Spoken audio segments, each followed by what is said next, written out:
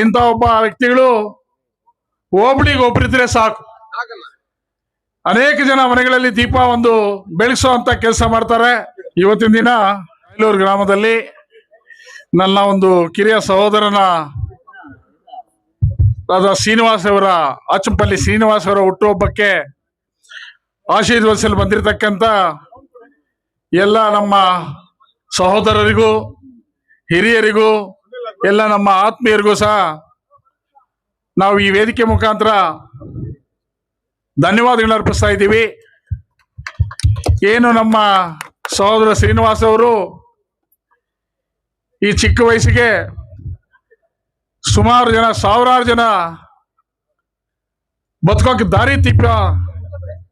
ದಾರಿ ತೋರಿಸ್ತಾ ಇರ್ತಕ್ಕಂಥ ವ್ಯಕ್ತಿತ್ವ ಇರ್ತಕ್ಕಂಥ ವ್ಯಕ್ತಿ.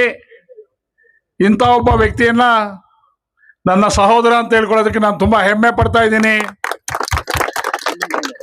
ಇಂಥ ಒಬ್ಬ ವ್ಯಕ್ತಿಗಳು ಹೋಬಳಿಗೆ ಒಬ್ಬರಿದ್ರೆ ಸಾಕು, ಅನೇಕ ಜನ ಮನೆಗಳಲ್ಲಿ ದೀಪ ಒಂದು ಬೆಳೆಸುವಂತ ಕೆಲಸ ಮಾಡ್ತಾರೆ. ಅಂತ ಒಂದು ವ್ಯಕ್ತಿತ್ವ ಇರತಕ್ಕಂತ ಅವರ ಅಣ್ಣ ತಮ್ಮಂದ ಸಹೋದರರು ಶ್ರೀನಿವಾಸ್ ಹಾಗೂ ಸುಬ್ರಹ್ಮಣ್ಯ ಅಂತ ಈ ಭಾಗದ ಹೆಚ್ಚಿನ ಜನಸಂಖ್ಯೆ ಇರ್ಬೋದು. ನಮ್ಮ ತಾಲೂಕಿನಂತ ಅನೇಕ ಜನ ಅವರ ಒಂದು ಕಂಪನಿಯಲ್ಲಿ ಕೆಲಸ ಮಾಡ್ತಾ ಬೆಂಗಳೂರಲ್ಲಿ ನೆಲೆಸುವಂತ ಅವಕಾಶ ಮಾಡಿಕೊಟ್ಟಿದ್ದಾರೆ. ಮುಳಬಾಲ್ ತಾಲೂಕಿನಲ್ಲೂ ಸಹ ಅನೇಕ ಜನ ಅವರ ಒಂದು ಆಶೀರ್ವಾದದಿಂದ ಸಂಪಾದನೆ ಮಾಡಿ ಬದುಕ್ತಾ ಇದ್ದಾರೆ.